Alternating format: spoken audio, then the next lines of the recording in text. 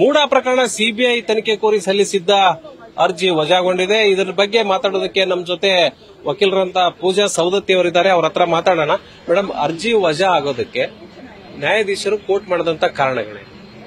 ಇವತ್ತು ಉಚ್ಚ ನ್ಯಾಯಾಲಯ ಧಾರವಾಡಲ್ಲಿ ಇವತ್ತಿನ ತೀರ್ಪು ಏನ್ ಬಂದಿದೆ ಅಂತಂದ್ರೆ, ಸಿಎಂ ಸಿದ್ದರಾಮಯ್ಯ ವಿರುದ್ಧ ಏನ್ ಹಾಕಿರುವಂತ ಕೇಸ್ ಏನಿದೆ ಅದರಲ್ಲಿ ತನಿಖೆ ಆಗಬೇಕು ಅಂತ ಏನ್ ನಾವು ಕೇಳ್ಕೊಂಡಿದ್ವಿ, ಅಪ್ಲಿಕೇಶನ್ ಹಾಕಿದ್ವಿ. 3 ಇಶ್ಯೂಸ್ ನ ಫ್ರೇಮ್ ಮಾಡಿದ್ದಾರೆ. 3 ಇಶ್ಯೂಸ್ ಅಲ್ಲಿ ಇಡಿ, ಲೋಕಾಯುಕ್ತ, ಸಿಬಿಐ ಎಲ್ಲಾ ಇನ್ವೆಸ್ಟಿಗೇಷನ್ ಏಜೆನ್ಸಿ ಹೇಗೆ ಕೊಡಬೇಕು, ಯಾಕೆ ಕೊಡಬೇಕು ಅನ್ನೋಂತ ಚರ್ಚೆ ಆಗಿತ್ತು ಲಾಸ್ಟ್ ಟೈಮ್ ಹಿಯರಿಂಗ್ ಅಲ್ಲಿ. ಸೊ ಇವಾಗ ಅದನ್ನ ಕುಲಂಕುಷವಾಗಿ ಅದನ್ನ ಹಿಯರಿಂಗ್ ನ ಆಲಿಸಿಬಿಟ್ಟು ಇವತ್ತು ಏನ್ ತೀರ್ಪು ಕೊಟ್ಟಿದ್ದಾರೆ ಅಂದ್ರೆ ಆಪರೇಟಿವ್ ಪೋರ್ಷನ್ ಪಾರ್ಟ್ ಅಷ್ಟೇ ಇವತ್ತು ಡಿಕ್ಟೇಟ್ ಮಾಡಿದ್ದಾರೆ. ಇನ್ನು ಏನೇನಿದೆ ಮಿಕ್ಕೆಲ್ಲ ಜಜ್ಮೆಂಟ್ ಅಲ್ಲಿ ಫೈಂಡಿಂಗ್ಸ್ ಏನೇನ್ ಮಾಡಿದ್ದಾರೆ ಅದು ಇನ್ನೂ ನಮಗೆ ಲಭ್ಯವಾಗಿಲ್ಲ.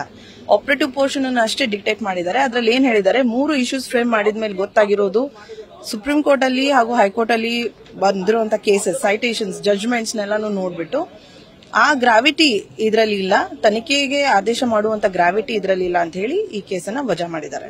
ಈಗ ಲೋಕಾಯುಕ್ತ ಕೂಡ ಒಂದು ಸ್ವತಂತ್ರ ಸಂಸ್ಥೆ, ಆ ಬಗ್ಗೆ ಏನಾದರೂ ನ್ಯಾಯಾಧೀಶರು ಉಲ್ಲೇಖ ಮಾಡಿದ್ದಾರೆ? ಲೋಕಾಯುಕ್ತ ಒಂದು ಸ್ವತಂತ್ರ ಸಂಸ್ಥೆ ಹೌದು, ಬಟ್ ಲೋಕಾಯುಕ್ತ ಕೊಡ್ಬೇಕೋ ಬೇಡ ಅನ್ನೋ ಪ್ರಶ್ನೆ ಬಂದಿತ್ತು. ಸೊ ಯಾಕೆ ಕೊಡಬೇಕು ಕೊಡಬಾರ್ದು ಅನ್ನೋಂತ ನಮ್ಮ ವಿರೋಧವಾದಂತ ಸೀನಿಯರ್ ಕೌನ್ಸಿಲ್ಸ್ ಎಲ್ಲರೂ ಆರ್ಗ್ಯುಮೆಂಟ್ ಮಾಡಿದ್ರು. ಕೊಡಿ ಅನ್ನುವಂಥದ್ದು ನಮ್ಮ ಪರವಾಗಿ ವಾದನ ಮಂಡನೆ ಮಾಡಿದ್ವಿ, ನಮ್ಮ ಸೀನಿಯರ್ ಕೌನ್ಸಿಲ್ ಆದಂತ ಮಾನಿಂದರ್ ಸಿಂಗ್ ಅವರು.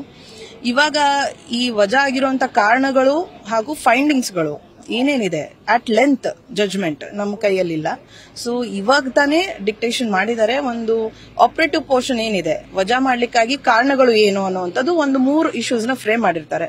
3 ಇಶ್ಯೂಸ್ ನಲ್ಲಿ ಇಡಿ, ಲೋಕಾಯುಕ್ತ, ಸಿಬಿಐ 3 ಅಂಶಗಳನ್ನ ತಗೊಂಡು ಇಶ್ಯೂಸ್ ನ ಫ್ರೇಮ್ ಮಾಡಿದ್ರು. ಅದ್ರ ಪ್ರಕಾರ ನಾನು ಈ ಕೇಸ್ನ ವಜಾ ಮಾಡ್ತಿದ್ದೇನೆ ಅಂತ ಹೇಳಿ ಡಿಸ್ಮಿಸ್ ನ ಮಾಡಿದ್ರು. ಈಗ ಸ್ನೇಹಮಯಿ ಕೃಷ್ಣ ಅವರು ಹೇಳಿದ್ದಾರೆ, ಈಗ ನಾವು ಫರ್ದರ್ ಸುಪ್ರೀಂ ಕೋರ್ಟ್ಗೆ ಹೋಗ್ತೀವಿ ಅಂತ. ಆ ನಿಟ್ಟಿನಲ್ಲೂ ಕೂಡ ಕೆಲಸಗಳು ಆರಂಭ ಆಗ್ತಾವ? ಖಂಡಿತವಾಗ್ಲೂ ಈಗ ಉಚ್ಚ ನ್ಯಾಯಾಲಯದಲ್ಲಿ ಡಿಸ್ಮಿಸ್ ಆದ್ಮೇಲೆ ಖಂಡಿತವಾಗ್ಲೂ ಇವು ಸ್ನೇಹಮಯಿ ಕೃಷ್ಣ ಪರವಾಗಿ ಈ ನಮ್ಮ ಡಿಸ್ಮಿಸ್ ಆದ ಜಜ್ಮೆಂಟ್ ಏನಿದೆ ಅದರಲ್ಲಿ ಫೈಂಡಿಂಗ್ಸ್ ಏನ್ ಮಾಡಿದ್ದಾರೆ, ಯಾವ ಕಾರಣಕ್ಕಾಗಿ ಇವರು ಅದನ್ನ ಡಿಸ್ಮಿಸ್ ಮಾಡಿದ್ರು ಅನ್ನೋದನ್ನ ತಗೊಂಡು ಅಪೀಲ್ ಅಂತೂ ಸರ್ವೋಚ್ಚ ನ್ಯಾಯಾಲಯಕ್ಕೆ ಹೋಗುವಂತದ್ದು ನಿಶ್ಚಿತ. ಸುಪ್ರೀಂ ಕೋರ್ಟ್ಗೆ ಅಪೀಲ್ ಹೋಗ್ತಾರೆ. ಸೊ ಇದು ದೂರುದಾರರ ಪರ ವಕೀಲರಾದಂತಹ ಪೂಜಾ ಸೌದತ್ತಿ ಅವರ ಅಭಿಪ್ರಾಯ. ದೂರುದಾರ ಸ್ನೇಹಮಯಿ ಕೃಷ್ಣ ಅವರು ಬಯಸಿದ್ರೆ ಇದನ್ನ ಸುಪ್ರೀಂ ಕೋರ್ಟ್ ವರೆಗೂ ತೆಗೆದುಕೊಂಡು ಹೋಗಬಹುದು. ಆದ್ರೆ ಇದೀಗ ಹೈಕೋರ್ಟ್ 3 ಫೈಂಡಿಂಗ್ಸ್ ಗಳನ್ನ ಇಟ್ಕೊಂಡು ಪ್ರಕರಣವನ್ನ ವಜಾಗೊಳಿಸಿದೆ ಅನ್ನುವಂತ ಅಭಿಪ್ರಾಯವನ್ನ ಹೇಳಿದ್ದಾರೆ. ಕ್ಯಾಮರಾಮನ್ ಗುರುನಾಥ್ ಕಟ್ಟಿಮನಿ ಜೊತೆ Prakash Noolvi, news first, Dharwad. News first ನಿರ್ಭೀತಿಯಿಂದ ನಿಮ್ಮ ಪರವಾಗಿ.